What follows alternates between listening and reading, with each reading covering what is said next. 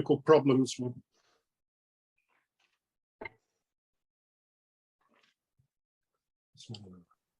So first of all, I would like to thank a huge, big thank you to the organizers of this summer school, and in particular to Paolo Urizzi for graciously inviting me to speak to you today. Their ongoing friendship and dedication to the study of Ibn Arabi and his school is hugely appreciated. So may this gathering be of benefit to all of us in the here and now. And I also want to dedicate this talk to the memory of our friend and colleague, Yanis Eshots, who passed away recently. I want to begin with a few general remarks before getting into some fairly technical stuff. So I realized when I was trying to find a title when asked to present, I couldn't think of anything except letters. And one particular phrase which jumped out at me, which I will come to right at the end when I talk about Abdullah Bosnavi. So I'm going to organize this talk into two halves, really, with some extracts from Ibn Arabi on perfection, some of which may be familiar to you, some of which may not be familiar to you, but they will reiterate some of the points that both Alberto Ventura and also Gregory Van Dam made yesterday. So there is no need really to describe why the perfect man is so important, except to say that for human beings, a sense of belonging is one of the most pressing needs we have. So we can see this in the proliferation of various kinds of tribalism in our own times, whether as members of a family, colleagues in the workplace, national teams on the football pitch, or as grouping of friends on social media platforms, all of which are defined in contrast to another group or human type. And many people in the world today are aware of the really important need for human beings to develop a sense of belonging to the same species, also to the other plants and animals that we share this planet with, to the planet itself, the Earth, and even to the universe as a whole. Many years ago, I was reading a book about people who travel in space for the first time. And one of them, their description of what happened to him when he was traveling around the globe was very pertinent. He said, the first day or so, we all pointed to our countries. The third or fourth day, we were pointing to our continents. By the fifth day, we were aware of only one Earth. This ability to shift perspective from plurality, with all its inevitable oppositions of one country to another and so on, to unity, is put into a very grand, perhaps one could say the grandest and most comprehensive framework in the teachings of Ibn Arabi and the Akbarian school, through their focus on the reality of the human being within the great plan of the divine and the world. And the idea of human perfection is perhaps one of the most enticing for beings who find themselves immersed in all the complexities of this worldly life. And it's also the one that needs the most careful examination. It's abundantly evident that we are needy and far from perfect in ourselves, and a yearning for fulfillment, perfection, completion is hardwired into everyone, even if what constitutes such fulfillment or perfection may vary greatly from person to person.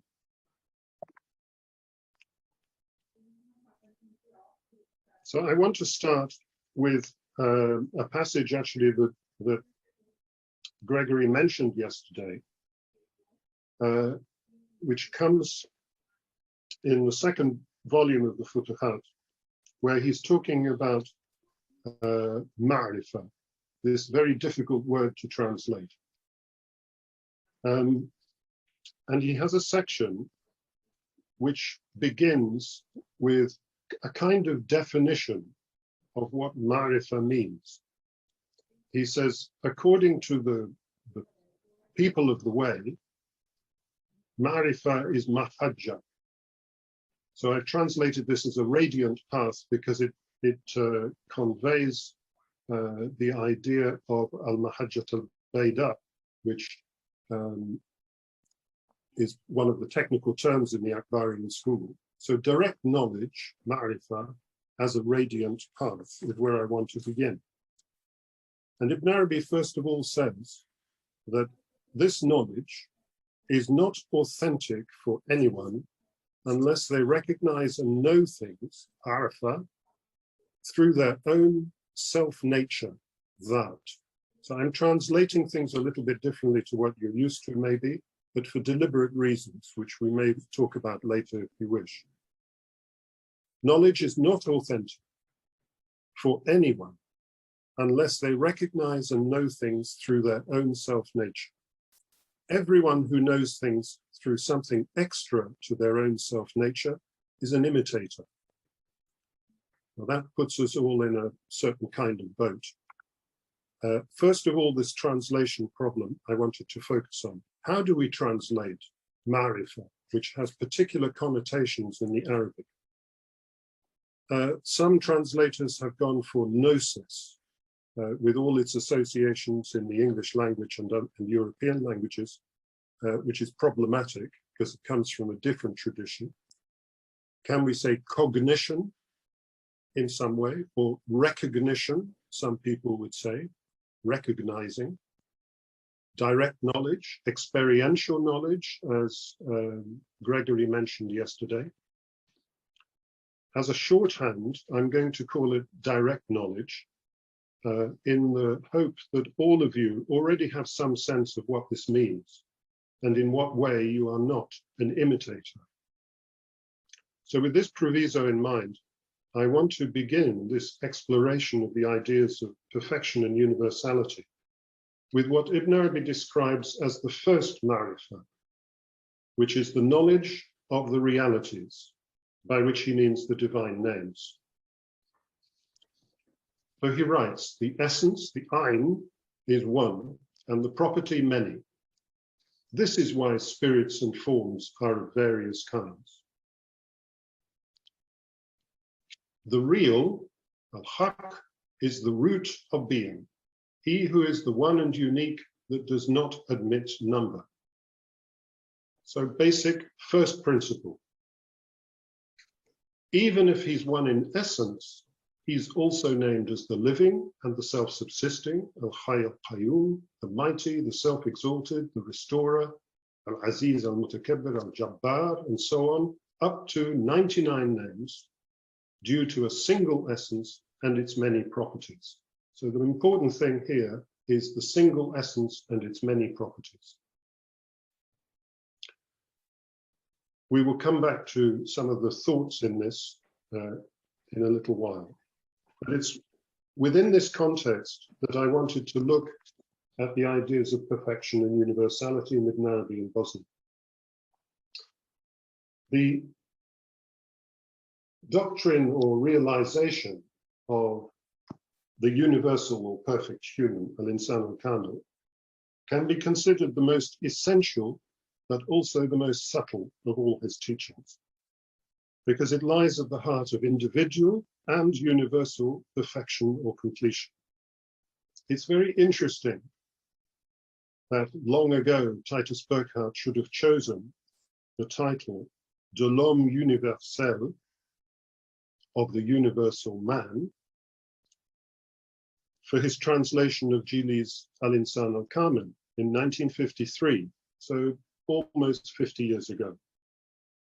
And this word universel or universal is, of course, directly linked etymologically to the idea of universe, to all-inclusiveness, to wholeness, as well as to oneness, and even to being turned. Now let's note that the term perfect, I looked it up in my what's called the shorter Oxford English Dictionary, which is absolutely vast and has several volumes.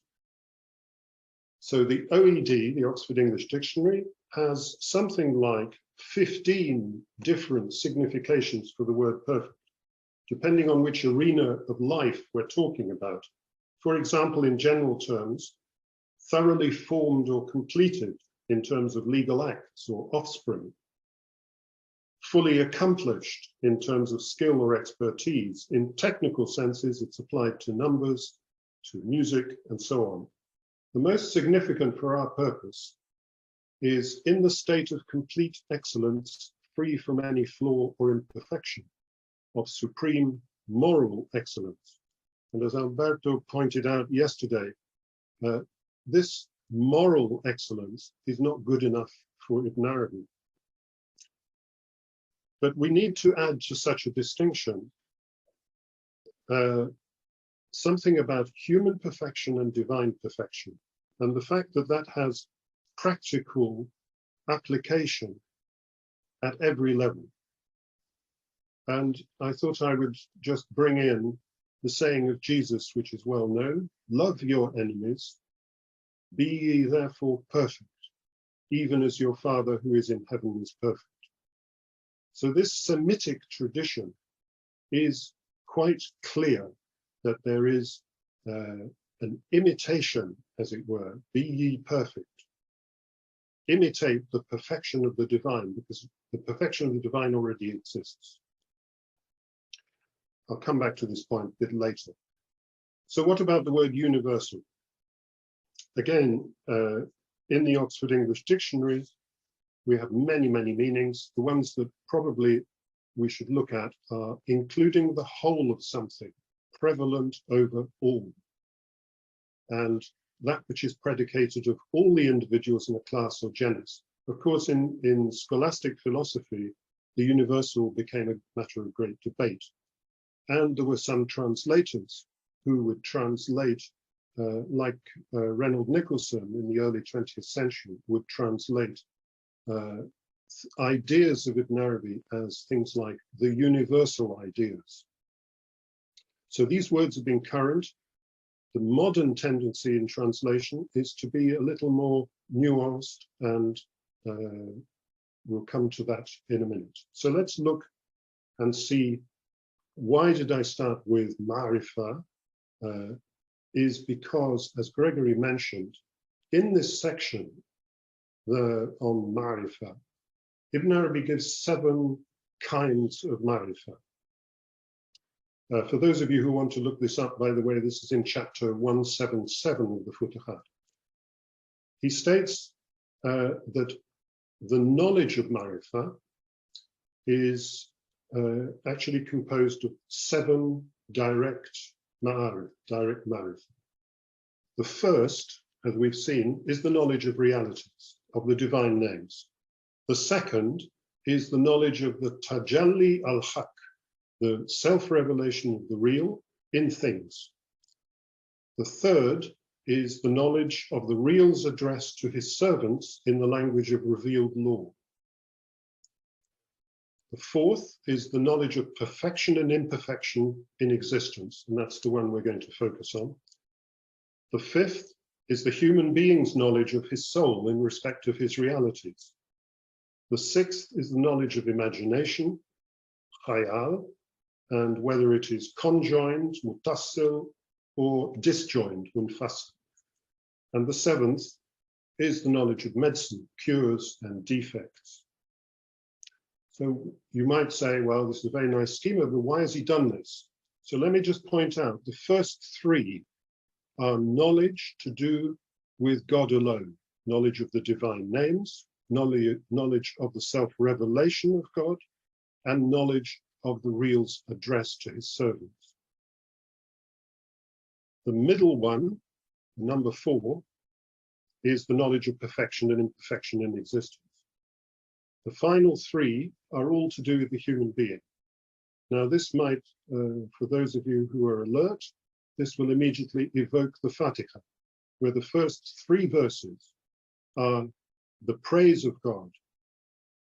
The middle verse is shared, and the last three verses are all to do with the servant's request. So exactly the same pattern, 3-1-3, is in play here. So this means that the knowledge of perfection and imperfection is like the central verse of the Fatiha, by being the central knowledge, direct knowledge within these seven. So let's look at what he says.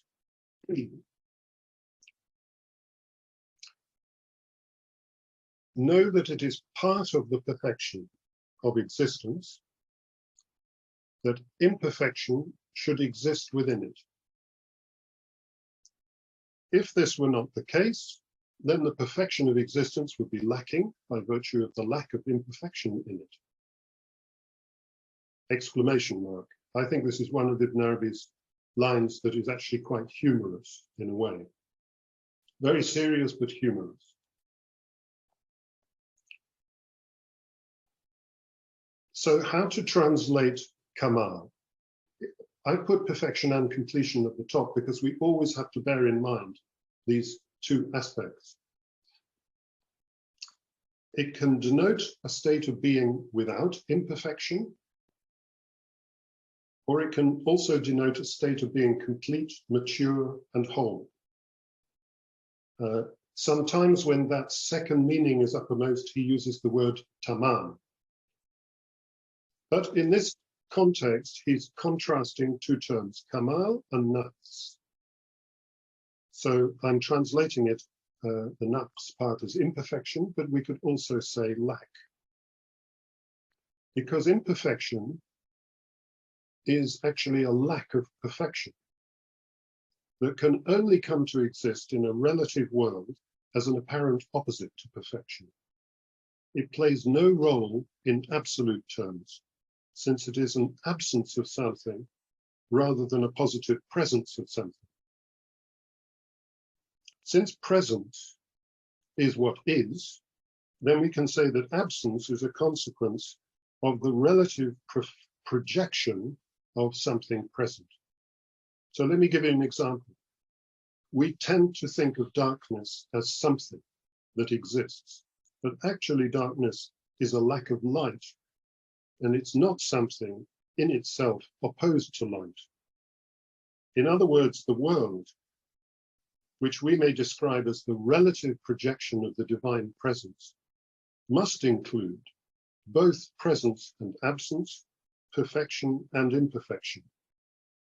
And this principle is hugely important to grasp because it has many, many implications, can be understood in many, many different ways. But let me give you one example. Physical balance. So to stand upright might seem very simple. After all you do is you stand vertically with a straight back and so on. Except that interiorly, the natural position of the back is curvature. Also, if you were to do an MRI scan or an X-ray on somebody's back, you would find there's no such thing as a straight back at all. There are twists and turns and all sorts of things that happen to us over life. To stand upright also requires balance between forward and back, between right and left, something which requires constant adjustment and also perception to even approach complete balance within the six directions. So we may have an idea in our mind of what perfect physical balance might be, but to come anywhere near to achieving it in one's daily life, in sitting, in standing, in walking, and so on, is quite a different proposition. We'll come back to this idea of balance a bit later on when Ibn Arabi is talking about the perfect man. And one might ask from all this, well, all very nice, but what is the purpose of imperfection or imbalance for a human being? Is it just a kind of accident of relativity? Or is it the cause of our striving and the cause of compassion, the manifestation of compassion? I'll leave that as an open question.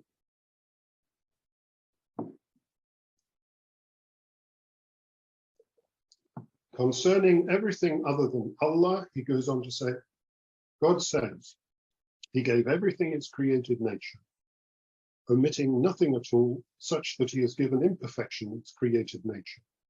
This is the perfection of the world, which is everything other than Allah, except for Allah himself, and then the human being. Very interesting passage. Much to reflect on.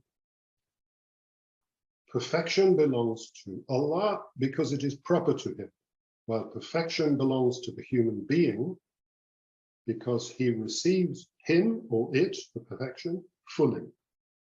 It's not clear from the Arabic and it's ambiguous as to what the pronoun refers to. So we might note from that we actually have three kinds of perfection involved. And it's not enough for human beings to simply think that they are in the world and they share things with the world and that's it. The world's perfection is to include imperfection and lack. God's perfection is inherent by virtue of what he is. So human perfection must derive from fully receiving God's unlimited perfection on the one side, but since he is part of the world, he also participates in the worldly perfection, which necessitates lack.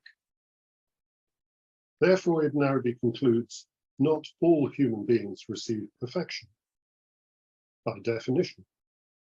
And there he cites the prophetic saying, the perfect ones among men are many, and among the women, Mary and Asiya. So what about human perfection? He's much more specific later on.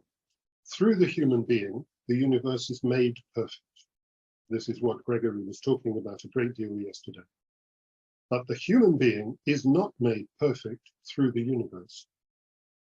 Since all the realities of the world are included within the human being by virtue of his being human, he is not distinguished from the world except in terms of being small in scale. We are therefore completely intimately linked with everything in the universe. Incidentally, I'm using the word world. We could equally well use the word cosmos in this context. But there also remains for him the degree of his perfection. All existent beings receive their perfection, and the real is perfect. So if we are an existent being, then presumably we also must achieve the degree of perfection as human beings. So from this one can see that Ibn Arabi is actually saying it is not enough to admire and appreciate the perfection of the world. The task for a human being is to reach the degree of one's own perfection, human perfection. And in this perspective, the whole of this world, this galaxy, this universe, is in a sense ordinary. There is no way back to the perfection of the true human reality through it. But what is meant by human perfection? What kind of perfection in Ibn Arabi's view is specific to the human being? So he says a little further on, the human being is divided into two parts. One part that does not accept perfection, since it is part of the world, and another part that does accept perfection, since in him, due to his aptitude to receive, istidad, there manifests the full divine presence in all its plenitude and with all its names.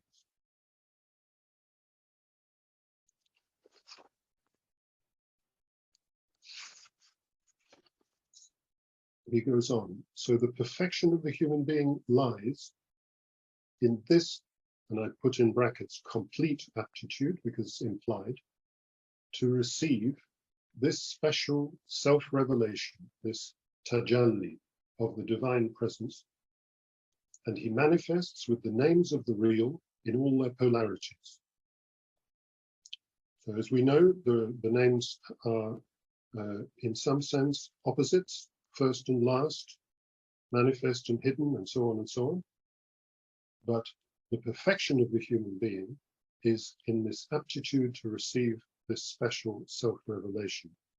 And in the prayers for the week, the Awrad al-Usbu, we find the following formulation of exactly the same thought. Lord, grant me as a gift, habli, in other words, this is not something you can earn, you can't acquire, it is given as a free gift of grace. Grant me as a gift the complete aptitude, istidadan kamila, to receive your most holy effusion. In other words, to be at the level of what is known as the first individuation. We may note that human perfection, in the sense of this complete or perfect receptivity to the essential revelation, is a total gift from God. There's no possibility that it could be acquired, because the human being, by definition, is annihilated in this self-revelation. So here we've come as close to a formal definition of human perfection in Ibn Arabi's view, but it's something he stresses again and again and again in different ways.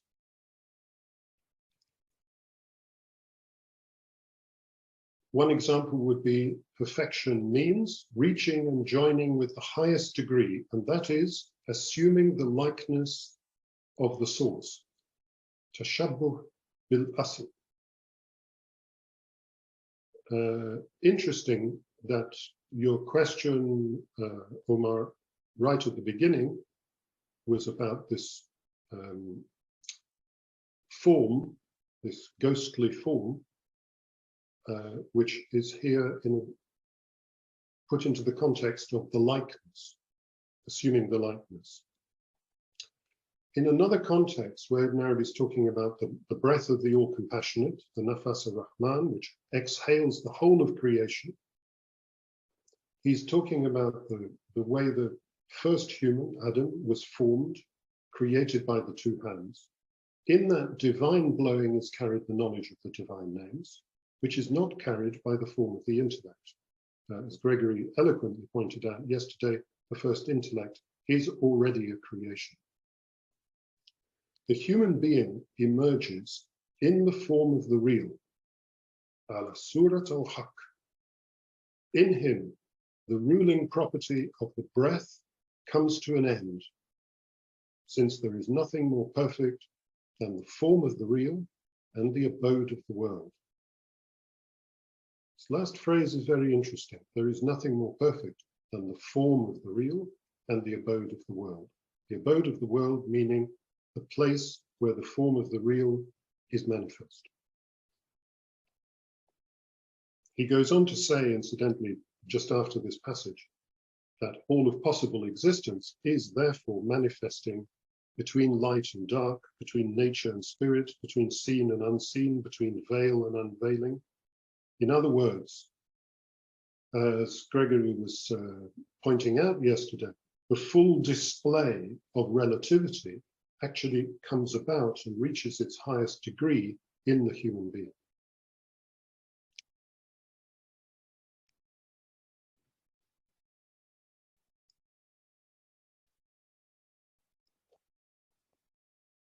So another thought that we had yesterday, which I wanted to pick up on and deal with a little bit more, because the idea of servanthood and Ibn Arabi's treatment of it, often he links the idea of the pure servant with the perfect human. Perfect, pure servanthood. pure servant. He doesn't never say, by the way, perfect servant. He says pure servant, in which there is not the slightest trace of lordship, cannot be true for anyone but the perfect human being alone. And lordship, in which there's no trace of servanthood in any way at all, cannot be true for anyone except Allah. It's a very categoric statement, but worth some unpicking. The human being is in the form of the real, due to being transcended and sanctified from any admixing in his reality. For he is the one who is subject to divinity without limitation, al-ma'luh al-mutlaq. And the real, glory to him, is the absolute God without limitation, al-ilah al-mutlaq.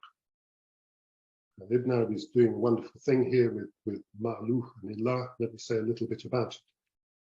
For those of you familiar with Fusus, you could go and after this have a look at the chapter on Abraham, where this is the understanding of the ma'luh, this being subject to divinity, being the place where the divinity is actually manifesting, through whom the divinity is manifesting. It has nothing of its own. Everything belongs to the one who is manifesting.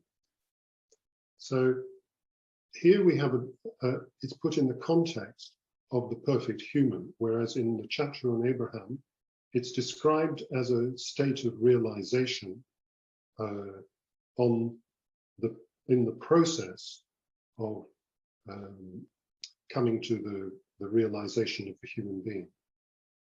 The important thing here is to notice that the human being is in the form of the real, due to being transcended and sanctified from any admixing in his reality.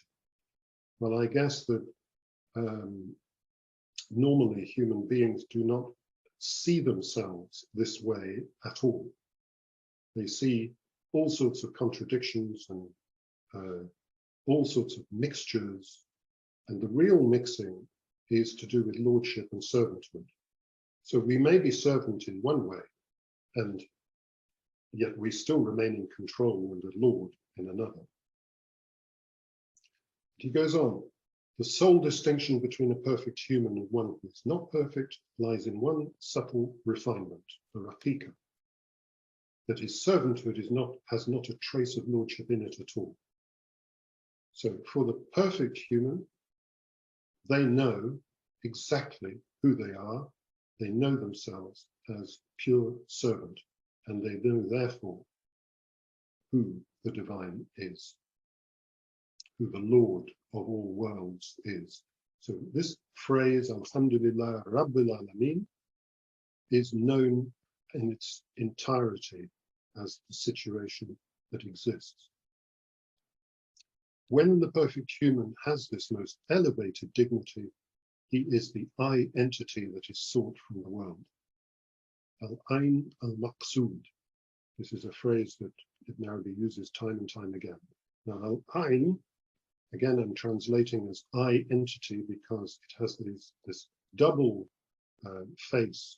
It's not just essence, like I translated it right at the beginning when the essence is one. We could equally well say the I entity is one. In other words, the one who sees is one. So here we have a whole frame of reference to the idea that it is through the human being that God sees his creation and mercifies it.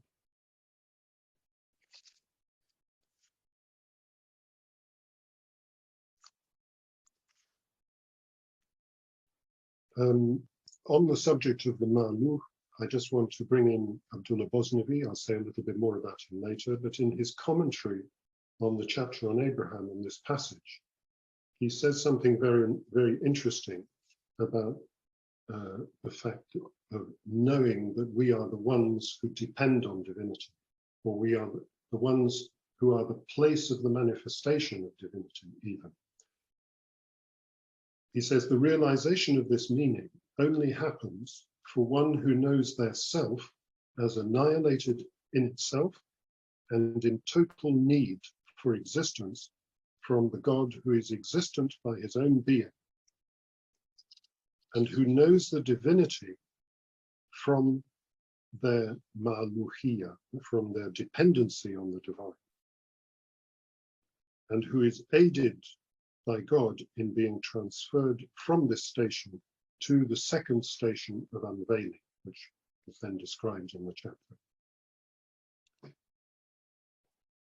We can't overestimate this idea of servanthood in relation to the perfect man. It comes up time and time again in different contexts. But for example, in the chapter on the alchemy of human happiness, where he's talking about everything that is engendered in the mind, this is in the mineral idea of the whole of creation being like a crucible, and we have been engendered within this mind. Everything is seeking its perfection, which is gold. But however, defects and ailments have happened because of maybe too much dryness or too much moisture or too hot, too cold. And so that's a kind of sickness which has affected us, in inverted commas, just as much as minerals. So the wise teacher imparts direct knowledge of the medicines and remedies, and so on, in order that the one who is seeking the degree of perfection should be restored to health and proceed until they reach the level of perfection. The only goal is the degree of human perfection in terms of servanthood.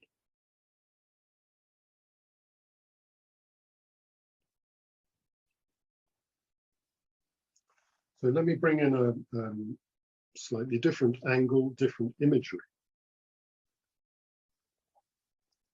But bear in mind this idea of servanthood through all that we're going to talk about. The crown of the kingdom. This is a very graphic image, which is in answer to a question of Al-Hakim al-Tirmidhi, Ibn Arabi's predecessor, who asked in his famous questionnaire, what is the crown of the kingdom? So Ibn Arabi's response to each of these questions is always extremely rich and worth spending time with, but let's just try and bring together some of our ideas. So first of all, Ibn Arabi notes that we note that a crown is the mark of the king. If you've got a crown, you can be called a king. So he compares existence to a book on which the Sultan has put his signature to show that it belongs to him. This signature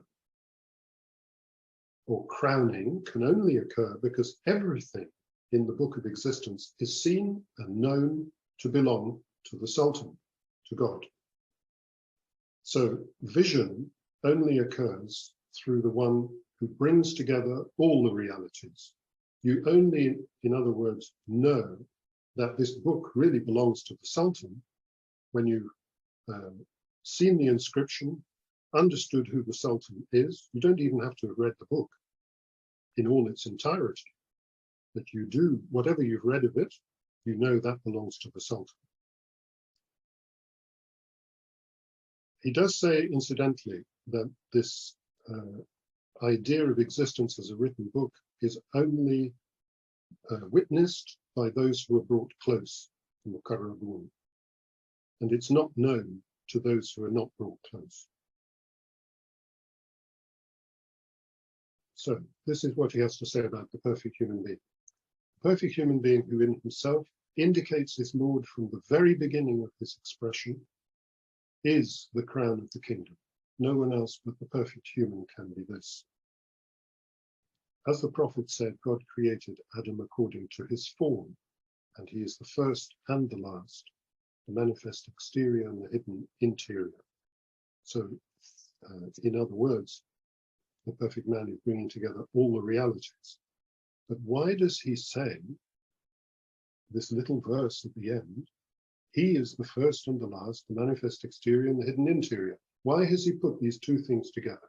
There are clues here for us.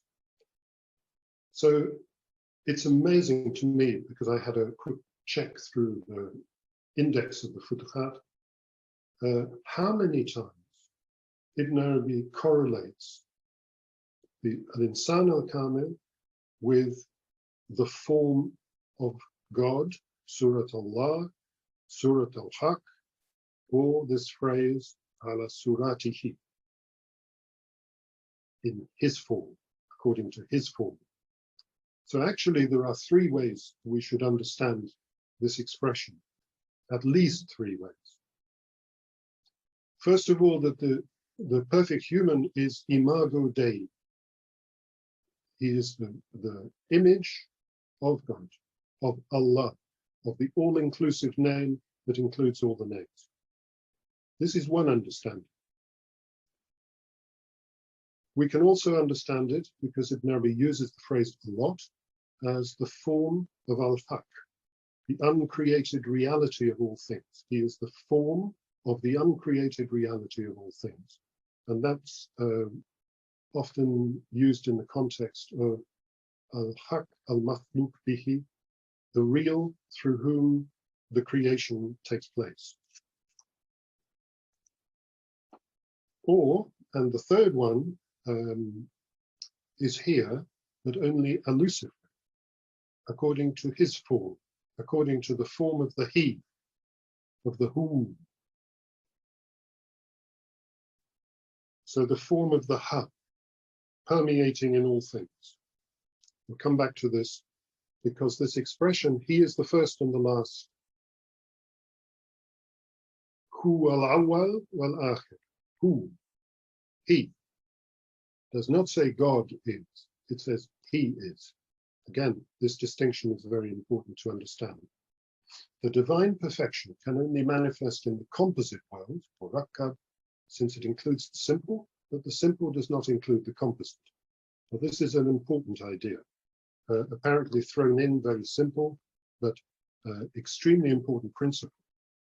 Unlike those who believe that perfection exists in some ideal or idealized state of simplicity, beyond the rather messy world of relativity, Ibn Arabi again and again emphasizes that this world itself, with all its compositions and contradictions, greatnesses and shortcomings, is the very place of the manifesting of divine perfection. In fact, divine perfection cannot manifest except in the composite. This again, as Gregory pointed out, has a scriptural reference going back to the angels not accepting Adam, because they are effectively the creatures of the simple. They are the creatures of light. So the polarity of light and dark for them is not an advance on light. He goes on with this, these two sides. The perfect human is the first in intention and the last in actuality, the manifest in letter and the hidden in meaning. He brings together nature and reason. And again, this combining of opposites we saw yesterday. Just to point out that in the chapter on Kamal, on perfection, which follows two other chapters, one on Jalal, one on Jamal, he says the perfection that does not admit increase can only belong to God. So a perfection that can increase belongs to us. Like the Quranic saying, we will try them until we know. So the place of trial and the place of coming to know, coming to recognize, is to do with the perfection of the human being. So he points out that God has two perfections. One is absolute and unlimited, and one is in his saying, until we know. The human being, the copy, only participates fully in the second.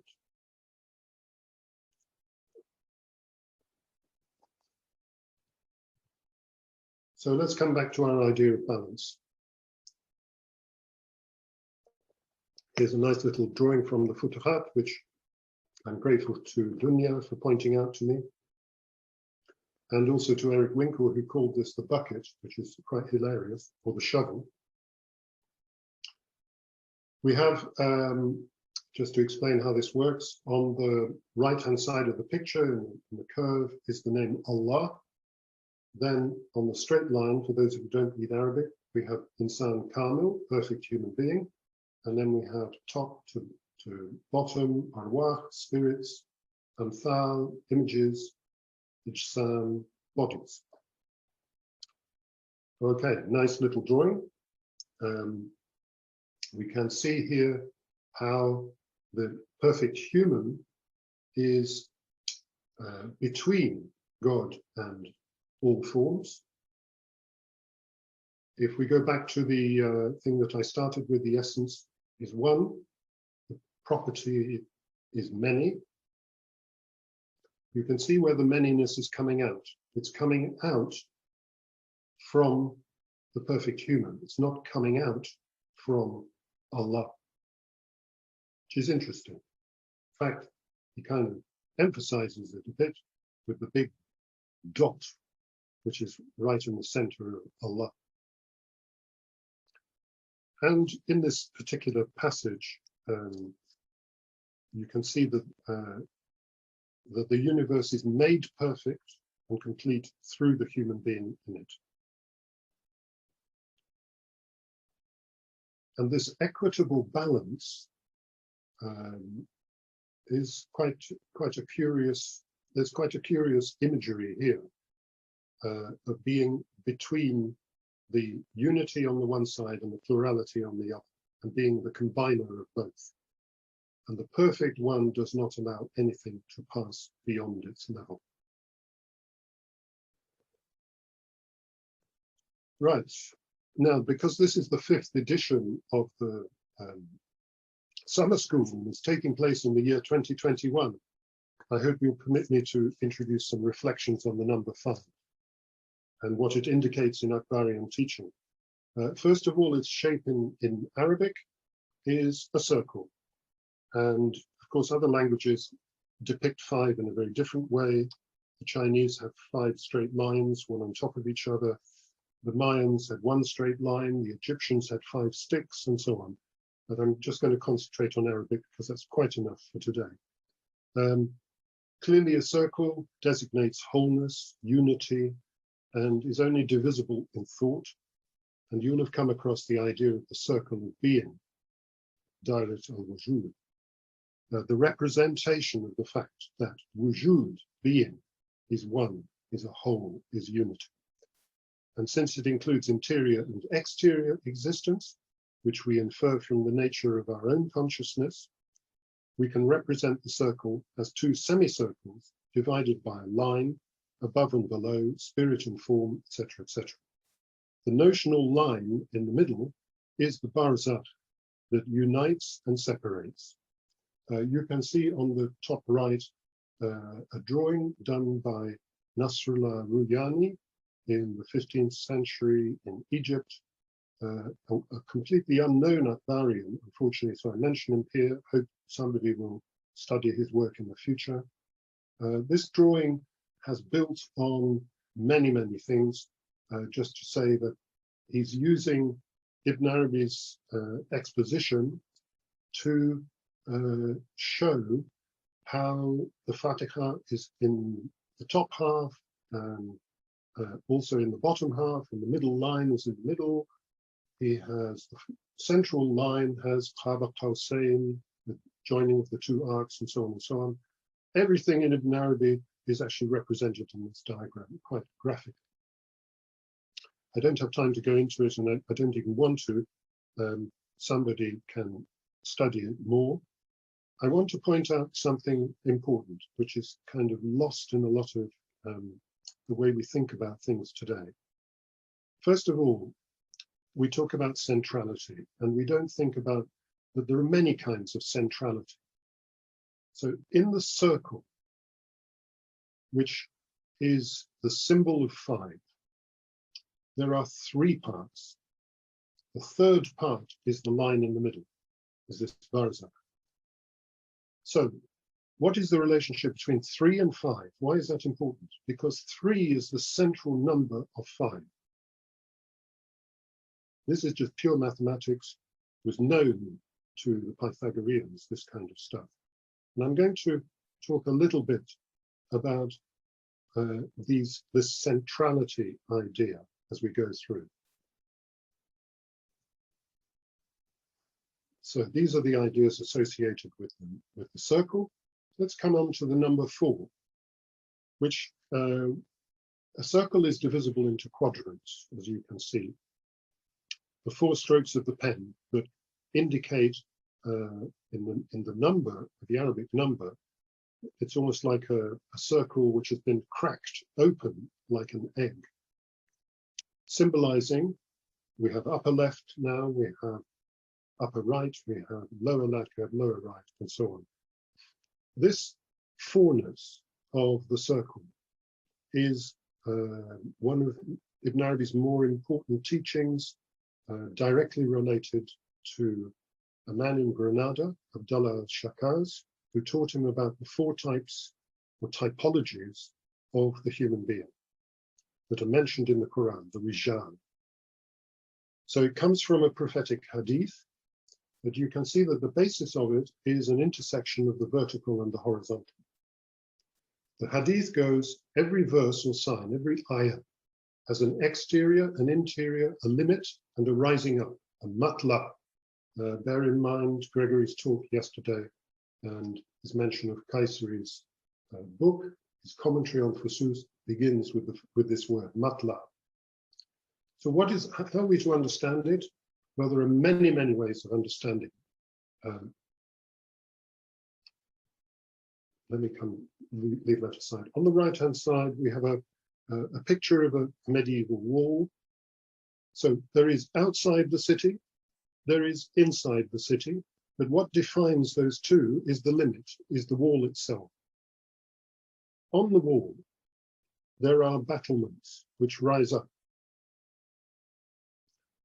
So we have a peculiar picture, actually, in Andalusian culture of the meaning of this hadith. And this 4-ness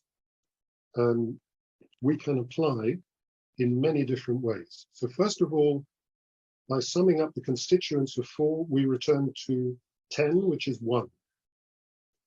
So this is the number which returns itself to 1. We found the same principle in the Quranic verse. He is the first and the last, manifest in the hidden.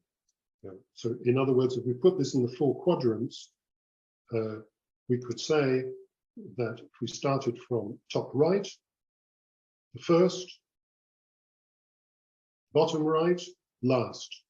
If we go round in that circle, you will find that the combination in the upper half is first and hidden. Combination in the second, in the lower half of the circle, is last and manifest. Interesting. They were aware of these things. It comes out in Ibn Arabi's writing every now and again. I want to mention also the fact that in each thing meaning anything, he has a sign pointing to the fact that he is one. A verse by Abdullah, an earlier poet, which Ibn Arabi constantly quotes in different places. So in the number 4, we can say he has a sign pointing to the fact that he is 1, which is 1 + 2 + 3 + 4. In the 5, we also have it in the circularity. We also have another conception to do in the top right. 5 is the middle of the digits. This is a very important principle. So the number 5, in terms of the whole span of possibility of number, is the centerpiece. It's also the sign of the isolated letter Ha, the 5, which, as you know, is the very beginning of the huwa, the he. 5 + 5 returns to 10. So this is the only number that returns to unity by replication. It is like you look in the mirror and you see yourself. if it appears in the manifest half, it becomes a noon, which is 50. I gave a talk on this another time. The sound of the ha is the second stage of breath, the out breath. And then, of course, we have the linking ha, which unfolds a wow in itself. There is a representation you can see of the ha here, which links to another letter, because this is the isolated letter. This is the isolation of the divine Upsayati.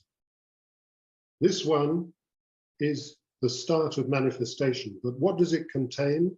It contains a wow. This is a very important principle for Ibn Arabi. So when Bosnavi is writing about this, he says the ha is the exterior of the wow, and the wow is its interior.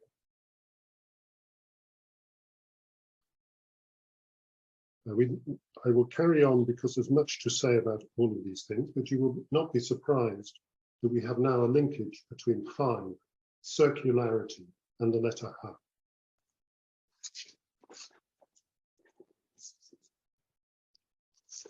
One more small thing about the letter 5, because we've done sums with the 4 to show it goes to 10.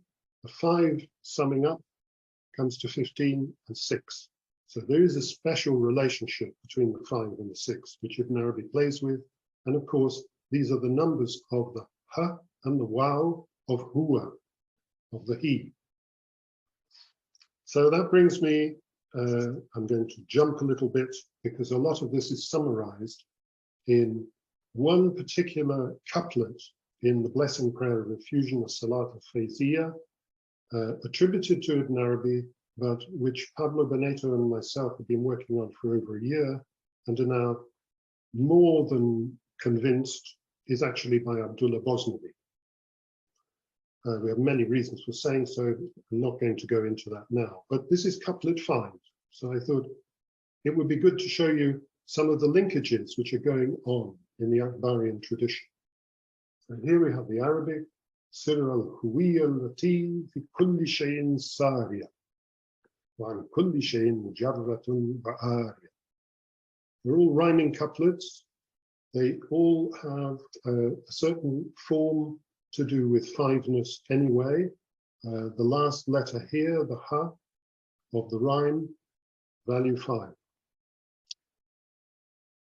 So in translation, the secret of the he-ness, and I'm deliberately using he-ness for huwiya, that permeates unseen into each thing, and that remains utterly free from everything and naked. This remarkable couplet actually expresses some of what I've been talking about. So if we,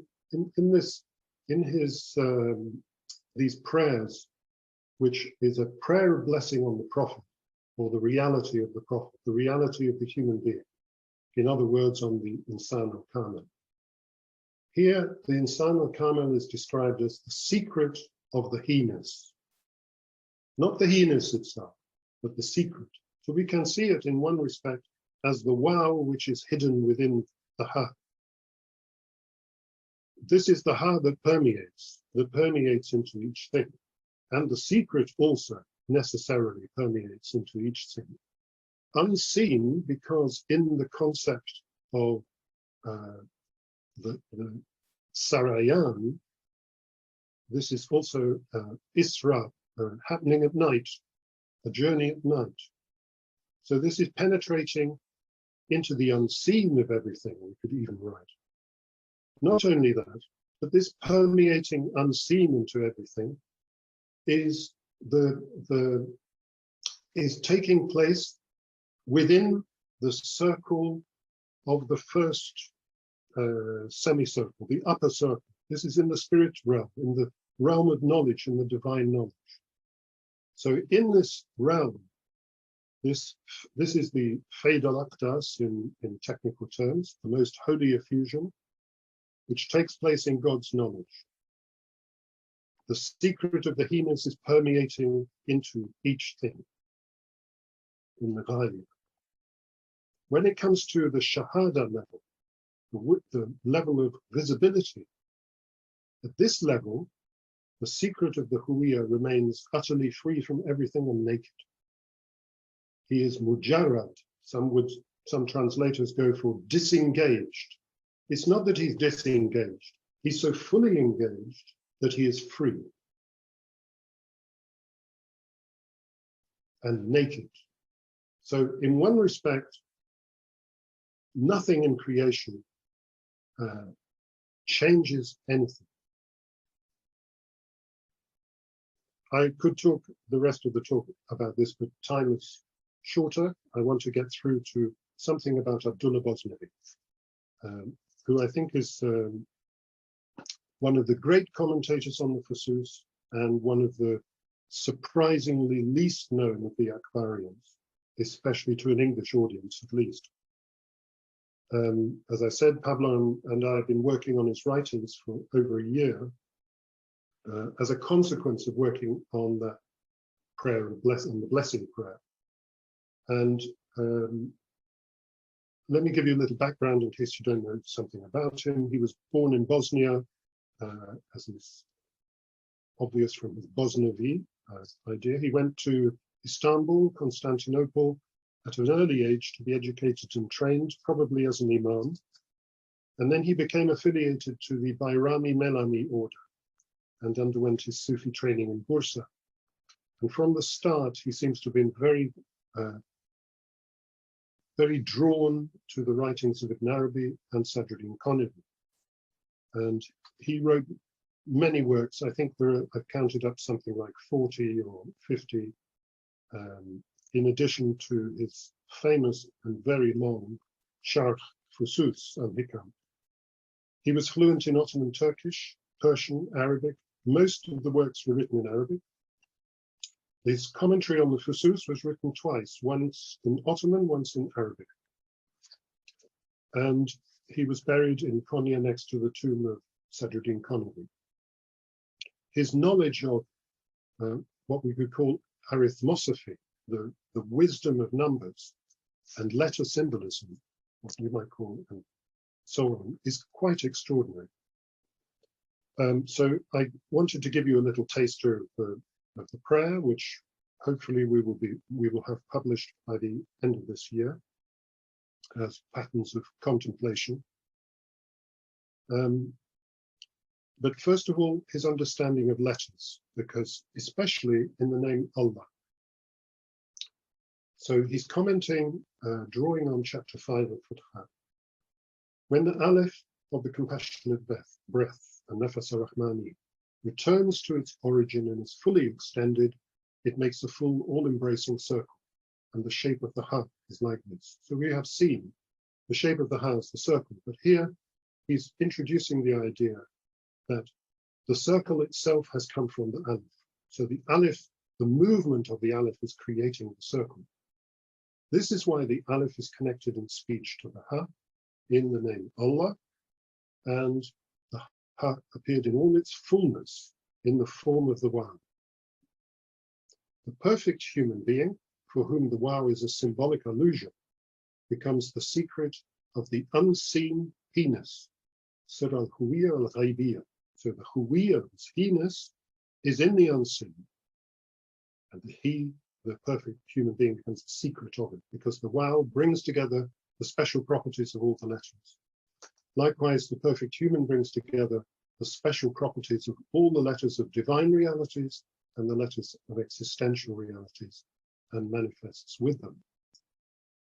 Hence, the name Allah begins with the letter Alif, which is for the first individuation, and is sealed by the letter Waw, which is a symbolic allusion to the perfect human. You can see that in the name Allah, the ending of the last Ha of it contains the Waw, hidden. So this is another meaning, by the way, for the hidden cave.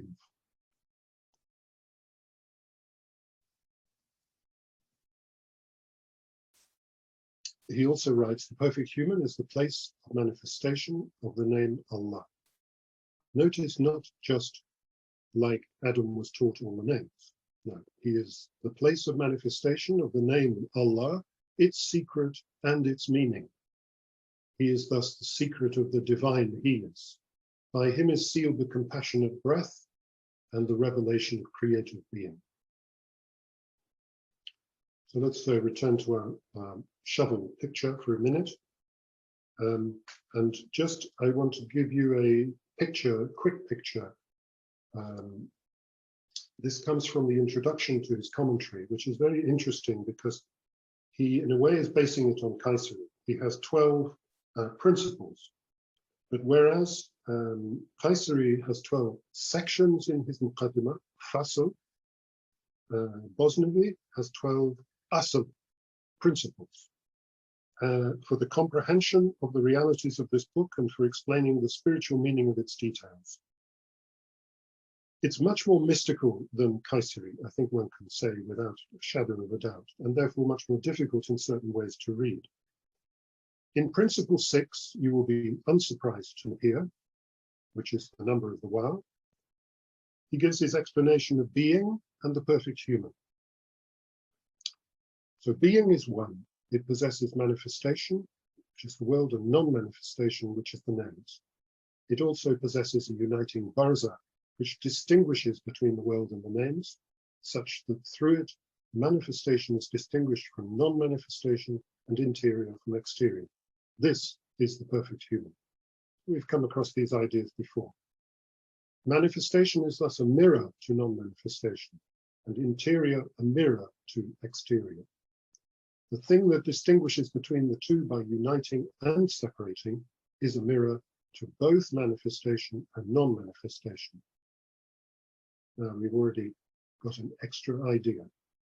So this barzakh is a mirror to both manifestation and non-manifestation.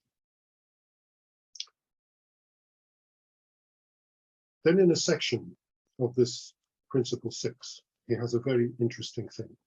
Also know that the perfect human, more perfect than whom there is not in the universe, is the equivalent of the expressive self within the human being, and this is our Master Muhammad, who is the ultimate end that is desired and sought from the universe. Now I'm translating a nafs natiqa as the expressive self. Normally, literally it would be the speaking self.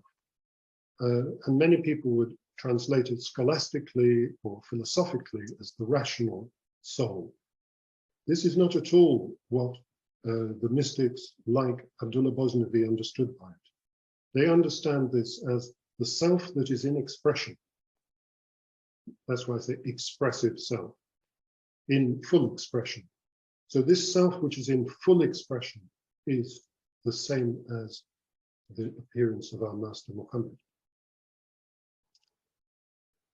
Then he goes on, the level of the perfect ones who descend from his degree is equivalent to the human being's spiritual faculties. These are the prophets, upon them be peace. The level of those who descend from the degrees of the prophets is equivalent to the sensory faculties. These are the saints who are heirs of the prophets. Those that remain as human in depiction and form in life are part of the sum of animals. They are equivalent to the animal life force within the human being, which provides sensory flourishing and experience. Animal life force, by the way, is Aruch al-Hayawani, so I'm translating. So we have a gradation, a hierarchy of different things, which I will put into a little chart for you. So we have at the top, we have Muhammad, we also have Nafs al-Natiqa, I'm translating the expressive self, the prophets, the saints, humans in form. We can also relate this to the four that we were talking about earlier. This is the exterior life. This is an interior life. This is a life lived at the limit, where the interior and exterior are united and separated. And this matla, or mutala'a, depending on how you vowel it, this elevation or watchtower is the equivalent of the rising up. So we can also relate it, interestingly, to Jalal, which appears is to do with the exterior, Jamal, to do with the interior, Kamal, which is to do with the limit, But then we have this extra level that Bosnavi then is going to talk about, super perfection. The degree of the perfect human is in the barzakhiyya, between the ocean of necessity, which is the synthesis of divine names and lordly realities, and the ocean of possibility, which is the synthesis of existent forms and possible realities. So he gives true reality from two sides and observes them both equally. Whoever does not reach this degree is only a human in form, not in reality. Whoever manifests in the universe with vicegerent's khilafah only manifests from this degree. One who is not realized in this degree does not reach the rank of perfection and the rank of vicegerency. He's not a vicegerent nor a perfect murshid, and therefore cannot guide those who seek the real to the level of perfection. Above this degree, and this is what's important in Bosnavi's teaching, and it's also present in Ibn Arabi and Sadruddin Konavi. Above this degree is the level of even closer, al-Edna, which is the degree of super perfection and the presence of uniqueness, which is the station of Muhammadian annihilation. This is the station of Muhammad, may God bless him and greet him with peace, by origin, and the station of the perfect ones among his heirs.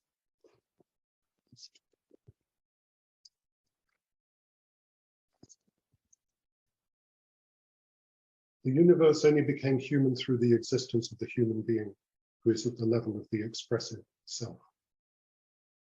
And the expressive self only became perfect and complete through the divine form. This is why the messenger, who is the equivalent of the speaking self in the universe and its spirit, brought together the perfection through the manifesting of the divine form in him in all its plenitude. The form of the world is like a well-formed body. The messenger with the divine form is like the spirit within it.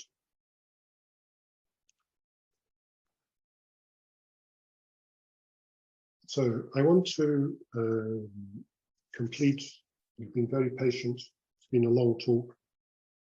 I want to complete with 3 images and read you something from Ibn Arabi's Tajalli al-Kamal, his theophany of perfection, well known. First image is the Alif, then the tomb of Ibn Arabi in Damascus, and a picture of 4 wows which are in the great mosque of Bursa in Turkey, corresponding to a Quranic verse, وَلِلَّهِ الْعِزَّةِ وَلِرَسُولِهِ وَلِلْمُؤْمِنِينَ وَلَكِنَّ الْمُنَافِقِينَ لَا يَعْلَمُونَ.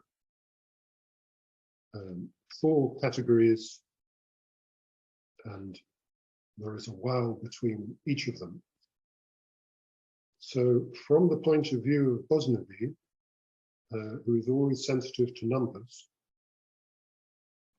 the wow is 6, 4 wows is 24, add the 2 and the 4, you come back to 6. It's the first return to 6. So alongside these images, I'll leave you with the opening lines of the well-known Tajalli al-Kamal. Listen, O my beloved lover. I am the I entity that is intended from the created world. I am the center of the circle as well as its circumference. I am the compound of its elements as well as its simple principle. I am the order that is revealed between heaven and earth. I have only created perceptions for you so that through them you should perceive me. If you then perceive me, you are perceiving yourself. But don't try to perceive me by your own self-perception. With my eye, you shall behold me and yourself. Through your own eyes, you cannot see me. O my beloved, I have called you so often, yet you have not heard me. I have shown myself to you so often, yet you have not seen me. I have put myself into delightful fragrances for you so often, yet you have not smelled me. delicious food, yet you have not tasted me. Why can you not feel me in the objects you touch? Why can you not perceive me in the things that you smell? Why do you not see me? Why do you not hear me? Why? Why? Why? I am more delightful for you than all objects of delight. I am more desirable to you than all objects of desire. I am lovelier to you than all loveliness. I am the beautiful. I am the good. Love me alone.